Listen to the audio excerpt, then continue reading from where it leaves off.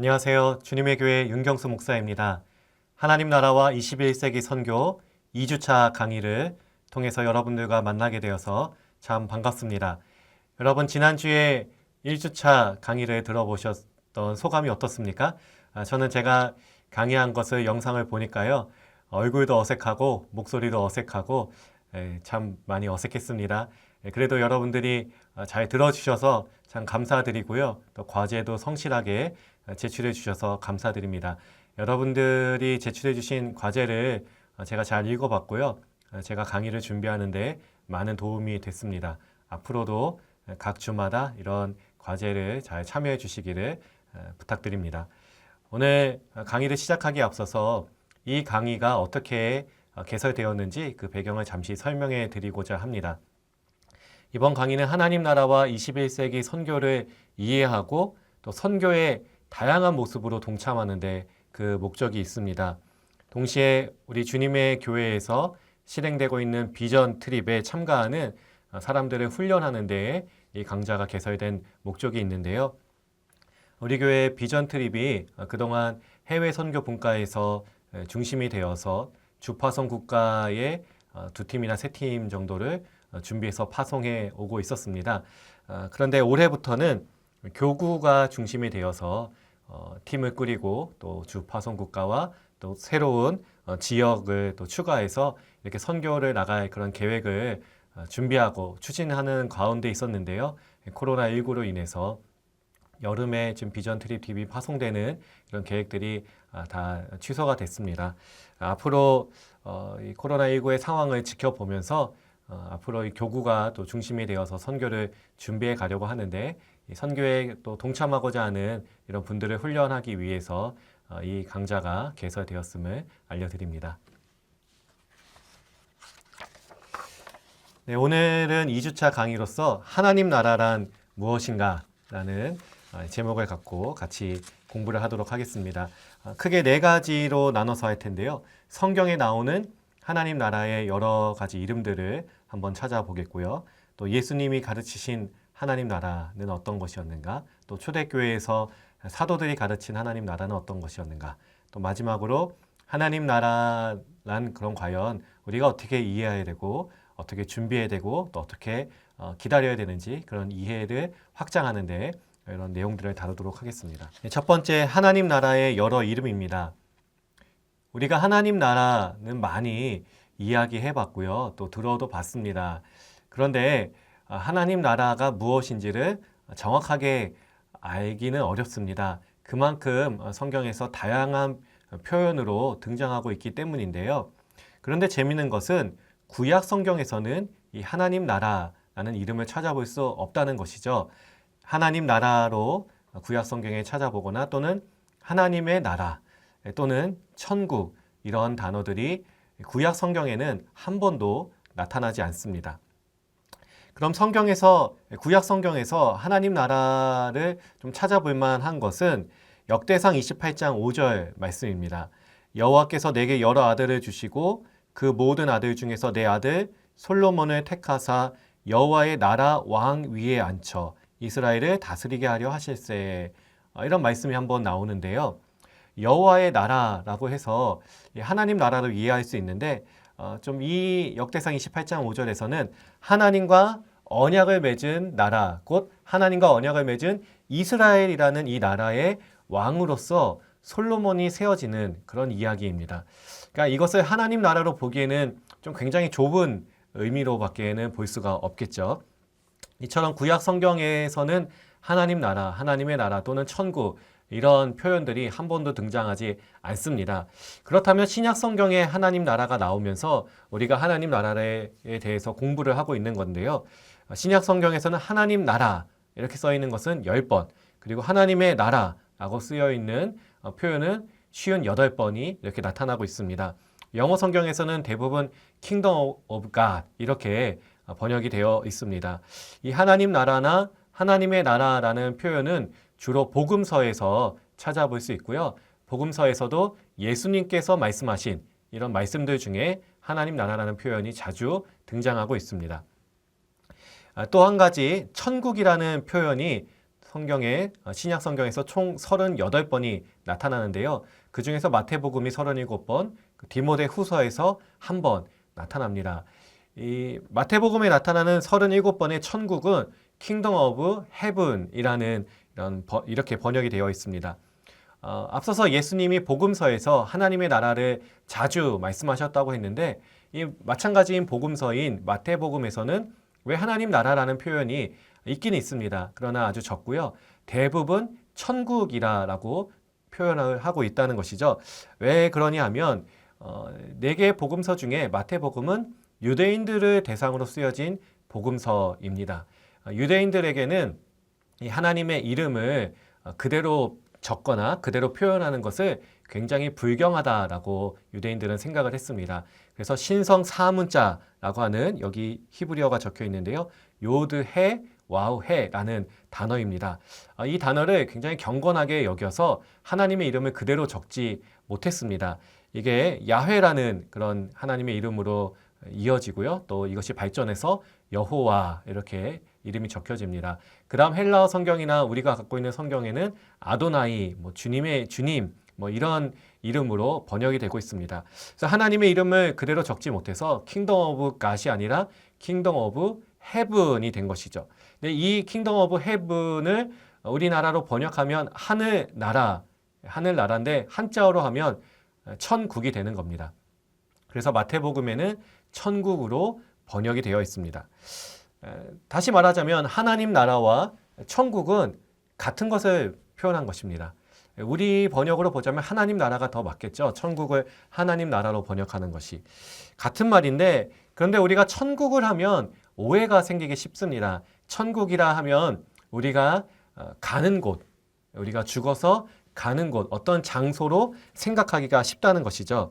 그래서 살아서 천국에 갔다 이런 이야기를 들으면 굉장히 신기하고 그런 일은 기적이고 잘 믿지 못하잖아요.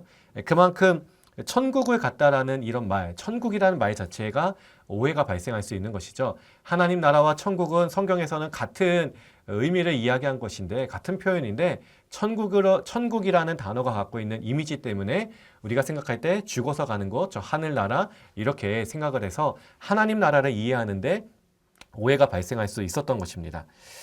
또 성경에서 하나님 나라에 대한 표현 중에 에베소서 5장 5절에 그리스도와 하나님의 나라라는 표현이 있습니다. 그렇다면 우리가 하나님 나라 하면 나라의 주인은 하나님이시냐, 하나님만 이 나라의 주인이시냐라고 생각을 할 수 있는데요. 에베소서 5장 5절에서는 The Kingdom of Christ and God, 그러니까 예수님과 하나님의 나라, 예수님도 하나님 나라의 왕이시고 주인이시라는 표현을 하고 있는 것이죠. 다시 말해서 하나님은 삼위일체 하나님의 나라, 하나님 나라는 삼위일체 하나님의 나라, 삼위일체 하나님이 통치하시고 다스리시는 나라라고 말할 수 있겠습니다. 다음으로 예수님이 가르치신 하나님 나라에 대해서 한번 보겠습니다. 마가복음 1장 15절에서 예수님께서 사역을 시작하시며 이렇게 말씀을 하십니다. 때가 찼고 하나님의 나라가 가까이 왔으니 회개하고 복음을 믿으라. 이렇게 말씀을 하시는데요. 예수님이 가장 먼저 사역을 시작하시면서 가장 처음으로 하신 말씀이 하나님의 나라, 하나님 나라에 대한 말씀이었습니다. 하나님 나라가 성경에 언급되는 것 자체가 예수님의 말씀으로 처음 나타나고 있는 것이죠. 하나님의 나라가 가까이 왔다. 그러니 회개하고 복음을 믿으라. 예수님의 첫 마디가 하나님 나라를 이야기하셨다는 것은 하나님 나라가 그만큼 예수님에게 있어서 성경에 있어서 정말 중요한 주제라는 것입니다. 그렇다면 하나님 나라가 왔다는 것은 어떤 의미일까요? 새로운 통치가 시작된다. 새로운 통치가 이루어진다라는 그런 의미라고 이야기할 수 있습니다. 예수님께서 활동하셨던 이 시대에 이스라엘은 이 유대 지역은 로마의 지배를 받고 있었습니다. 로마의 지배 아래에 있을 때에 이스라엘 백성들, 유대인들이 생각했었던 이런 구원자는 곧 메시아입니다. 메시아가 와서 로마의 압제로부터 우리 이스라엘을 구원해낼 것이다 라는 소망을 갖고 있었습니다. 그것이 유대인들이 갖고 있었던 하나님 나라에 대한 이미지입니다. 그들은 하나님 나라 그리고 하나님 나라를 다스리시는 메시아가 와서 이 로마라는 나라를 무너뜨리고 이스라엘을 하나님 나라로 세우실 것이다. 새로운 통치가 이루어질 것이다. 이런 생각을 갖고 있었던 것이죠. 그러니 예수님께서 오셔서 하나님의 나라가 가까이 왔다. 복음을 믿으라 라고 말씀했을 때 사람들이 예수님이 메시아라 생각하고 예수님께서 이 로마의 압제로부터 이스라엘을 구원해낼 것이라고 기대를 했습니다. 그런데 예수님께서 어떻게 말씀하십니까?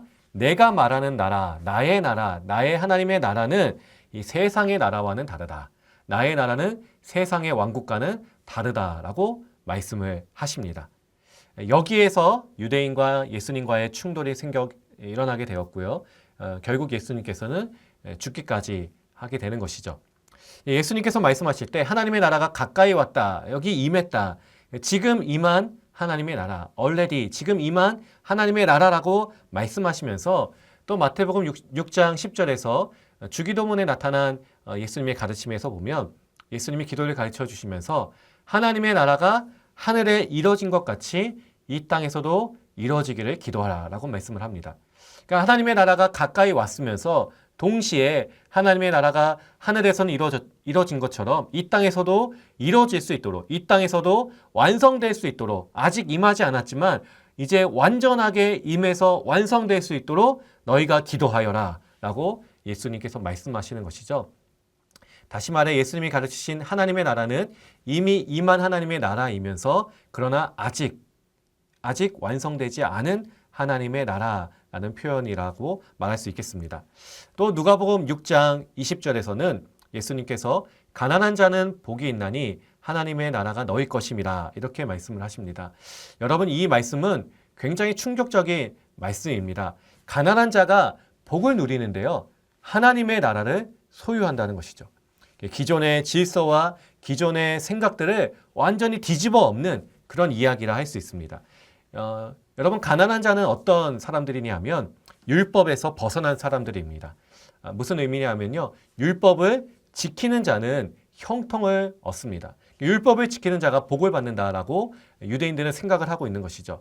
이것이 좋지 않게 나가서 종교주의가 되고 율법주의가 되어서 율법을 잘 지키는 것이 복을 누린다는 이런 생각으로 발전하게 되었지만 가난한 자 하면 율법에서 벗어난 사람들, 또 가난한 자 하면 죄인들, 또 여자들 또는 장애인들을 생각을 했습니다. 근데 이런 이들이 복을 누리는데 하나님의 나라를 소유하게 된다는 것이죠. 다시 말해서 예수님께서 말씀하신 것은 새로운 질서에 대해서 하나님의 나라를 설명하고 있는 것입니다. 또 누가복음 17장 20절과 21절 말씀에서는 바리새인들이 하나님의 나라에 대해서 예수님께 질문을 합니다. 어느 때에 하나님의 나라가 임합니까? 이렇게 물어보니까 예수님은 하나님의 나라는 볼 수 있게 임하는 것이 아니고 또 여기 있다 저기 있다도 할 수 없다. 하나님의 나라는 너희 안에 있다라고 말씀을 하십니다. 그러니까 어느 때, 언제냐, 이때 시기의 문제가 아니라는 것이죠. 그럼 어디에 있는 나라냐? 눈에 보이는 지리적인 나라, 지리적인 영토가 있는 그런 나라도 아니라는 것입니다. 도리어 하나님의 나라는 너희 안에 있다. 이 말의 의미는 하나님의 나라는 공간을 초월하는 나라라는 의미이죠. 그러니까 예수님께서 말씀하신 하나님의 나라는 기존의 질서를 뒤엎는 새로운 질서가 이 통치하는 그런 나라이고, 그리고 공간의 나라가 아니라 공간을 초월하는 나라라고 말씀하시는 것입니다. 좀 더 살펴보면요. 예수님이 가르치신 하나님 나라에서 요한복음 12장 31절 말씀을 보시면 이제 이 세상에 대한 심판이 이르렀으니 이 세상의 임금이 쫓겨나리라 라고 말씀합니다. 그러니까 이 세상의 임금이라 되어 있는 이 임금이 곧 통치자입니다. 왕입니다. 그러니까 죄로 인해서 이 세상이 마귀의 지배를 받고 있었는데 이 세상을 다스리는 권세자가 사단이었는데 그 마귀가 쫓겨나고 새로운 통치가 임한다. 예수님께서 하나님께서 이제부터는 내가 다스리겠다. 내가 통치하겠다라고 말씀을 하시는 것이죠. 창세기 1장 26절부터 28절까지의 말씀을 우리가 강의 후반부에 다시 한번 다룰 텐데요.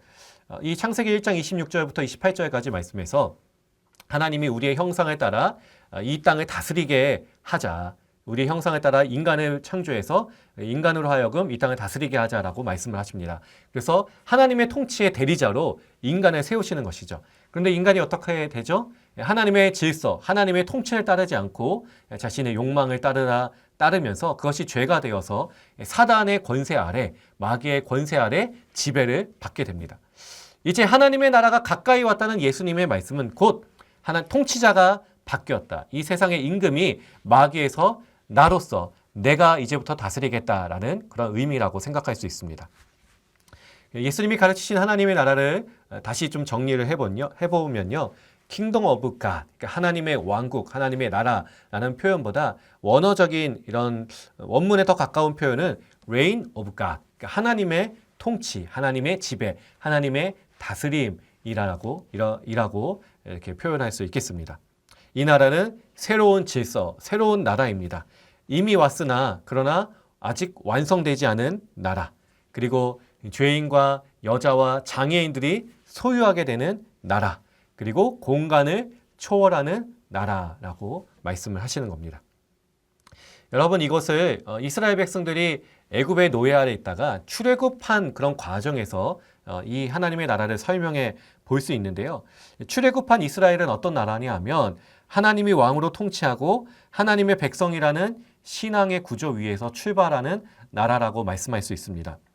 그들이 원래는 누구의 지배 아래 있었습니까? 바로의 지배 아래, 바로의 권세 아래 있다가 이제는 하나님이 그들의 왕이 되어서 하나님의 다스림 가운데 출애굽을 했던 것입니다. 근데 이스라엘이 광야 생활을 하면서 어떤 것들을 경험합니까? 어려움들을 맞이하게 되는 것이죠. 하나님의 질서 아래 있는데 어려움들을 경험하는 것입니다. 그래서 이스라엘 백성들의 반응이 어떠하죠? 나는 다시 애굽으로 돌아가고 싶다. 그 말은 나는 다시 바로의 지배 아래 살고 싶다. 바로의 통치 아래 살고 싶다. 바로의 통치 아래서 먹고 마시고 싶다라는 그런 의미입니다. 그런데 하나님의 나라는 새로운 질서, 하나님의 법이 새롭게 제정되고 새롭게 통치되어지는 그런 나라인 것입니다. 이스라엘 백성들이 광야에 다니면서 그것이 너무 힘든 거예요. 눈에 보이는 땅도 없고 눈에 보이는 나라가 없는데 그러니 바로의 나라로 돌아가고 싶은데 하나님의 나라는 질서가 있는 나라. 하나님의 법이 제정되어지고 하나님의 법으로서 통치되어지는 나라로 이스라엘 백성들이 받아들이게끔 되는 것이죠. 거기서 일어나는 갈등이 결국엔 이스라엘 백성들의 죄가 되고 우상 숭배로 이어지게 되는 것이라 말할 수 있습니다. 네, 이어서 초대교회에서 가르친 하나님 나라에 대한 말씀을 살펴보겠습니다.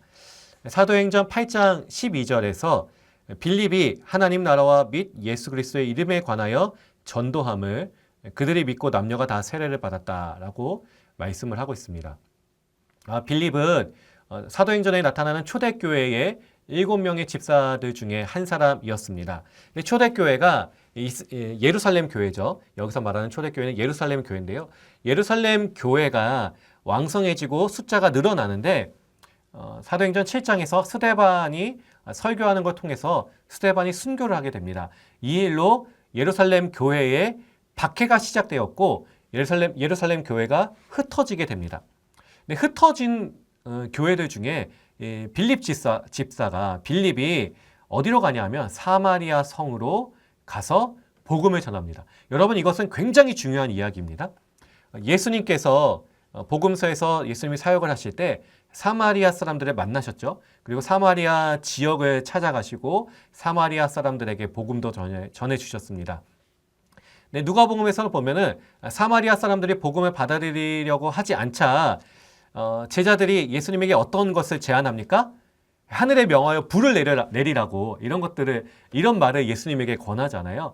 그만큼 예수님의 제자들 유대인들이 이 사마리아를 배척하고 그들을 차별하였던 것입니다. 그런데 예루살렘 교회가 박해를 받고 흩어지면서 빌립이 사마리아 성으로 갑니다. 그러니까 예수님 외에 처음으로 사마리아 성에 복음을 전한 사람이 빌립인데요.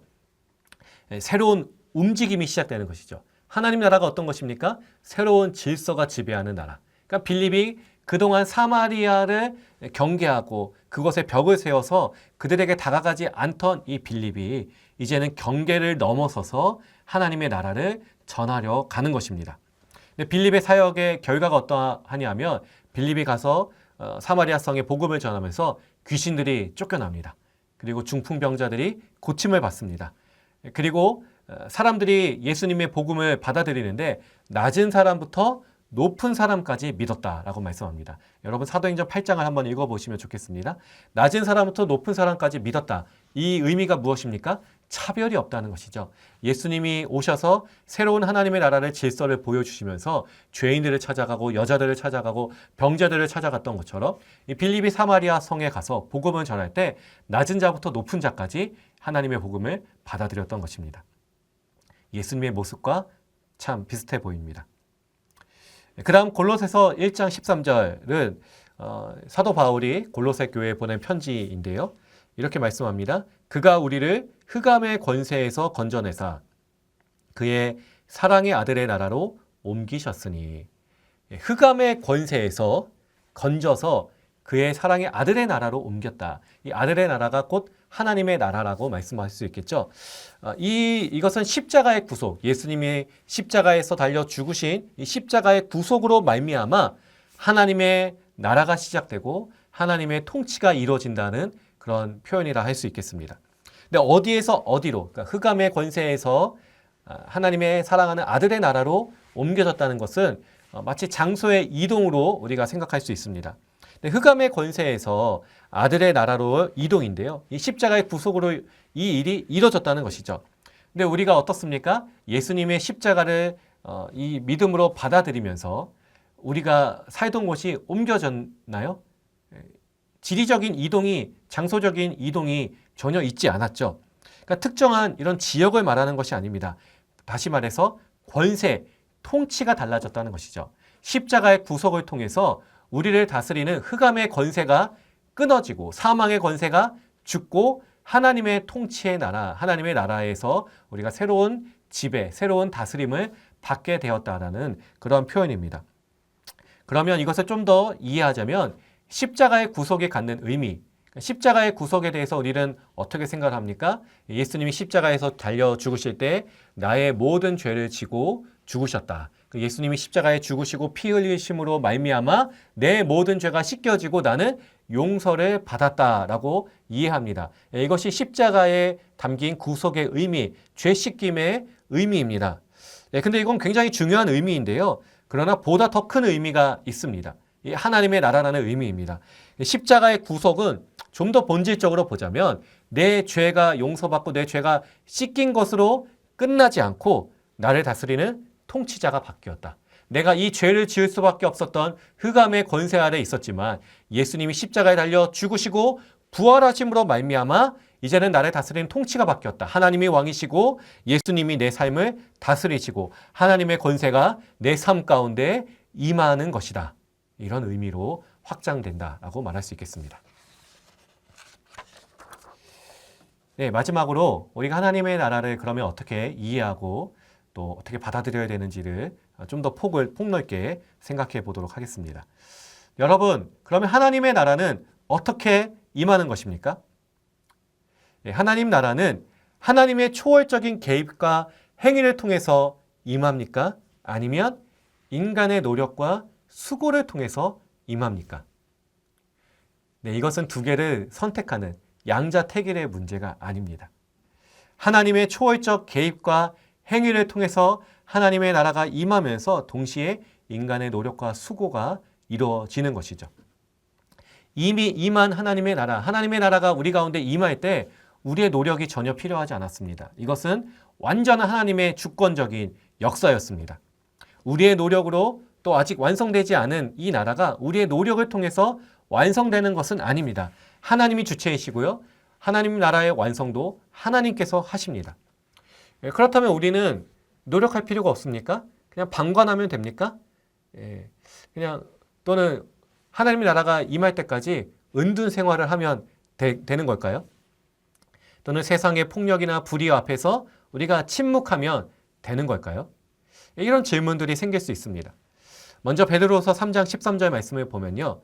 우리는 그의 약속대로 의가 있는 곳인 새 하늘과 새 땅을 바라보도다. 미래적인 소망입니다. 미래를 바라보면서 하나님의 나라가 우리 가운데 임할 것을 기대하는 것이죠. 주 예수여 어서 오시옵소서, 이런 소망이 담겨 있는 것입니다. 그러나 또 창세기 1장 26절부터 28절까지 보시면 하나님이 우리의 형상을 따라 우리의 모양대로 사람을 만들어서 모든 것을 다스리게 하자. 그리고 맨 마지막 보시면 모든 생물을 다스리라 하시니라. 현재적인 실천, 하나님께서 우리 인간을 하나님 나라의 완성을 위한 파트너로, 동역자로 우리 인간을 세워주신 것입니다. 다시 말씀드리면 이 둘 중에 하나를 선택하는 것이 아닙니다. 미래적인 소망을 가지고 기도로서 하나님 나라를 구하는 것이죠. 예수님 이 땅에 오시옵소서, 이 땅에 오셔서 하나님의 나라를 완성해 주시옵소서, 이런 것을 우리의 기도로서 간구하는 것입니다. 하나님의 나라가 하늘에서 이루어진 것처럼 이 땅에서도 이루어질 수 있도록 하나님 임하여 주옵소서, 이런 미래적 소망을 가지고 우리가 기도하는 것입니다. 여러분, 기도가 굉장히 중요한 것은요, 우리가 노력하고 수고합니다. 하나님의 나라의 완성을 위해서 우리 교회가 애쓰고 각 사람들이 애쓰고 수고합니다. 이런 실천들이 그러나 어떻습니까? 이 땅의 죄악으로 말미암아 많은 실패를 경험합니다. 우리가 이 땅을 변화시키려고 노력을 하지만 그러나 이 땅이 잘 변화되지 않습니다. 그러다 보면 우리의 마음이 어떻게 되냐 하면 염세주의에 빠지는 것이죠. 내가 어떻게 해도 이 세상은 변하지 않아. 내가 아무리 노력해도 이 세상은 그대로야. 이러한 염세주의에 빠질 때 기도가 중요한 것입니다. 우리의 노력과 우리의 실천으로는 완성되지 않지만 그러나 하나님께서 이 땅을 완성시킬 것입니다. 미래적 소망을 가지고 새 하늘과 새 땅을 바라보는 기도로서 우리 계속 소망을 하는 것입니다. 동시에 내가 할 수 있는 일을 행하는 것이죠. 물론 구체적인 실천은 무엇인가, 방법론은 무엇인가, 여기서 말씀드릴 수가 없습니다. 그저 우리가 결정할 수 있는 것은 우리가 세상에 처한 여러 가지 일들 중에서 과연 예수님이라면 어떻게 하셨을까? 내가 처한 지금 이 상황에서 만약에 예수님이라면 어떻게 하셨을까를 한번 적용해 보는 것입니다. 제가 중학교 3학년 때 저희 반 안에서 학교 폭력이 있었습니다. 좀 힘이 세고 싸움을 잘하는 한 친구가 힘이 약한 한 친구를 계속 괴롭혔는데요. 자유학습 시간에 담임 선생님이 안 계실 때 교실 뒤에서 그 힘센 아이가 그 약한 친구를 막 때리고 폭력을 행했습니다. 저희들은 참 그런 것이 무섭고 또 겁이 났는데 그때 제 옆자리에 앉았던 친구가 저에게 했던 말이 굉장히 기억에 오래 남습니다. 그 친구가 저한테 이렇게 이야기했습니다. 경수야, 어떻게 좀 해봐. 어떻게 좀 해봐. 그때 제가 이 친구에게 뭐라고 대답을 했냐면요. 하나님께서 심판하실 거야. 이렇게 대답을 했습니다. 맞는 말이면서 동시에 틀린 말이죠.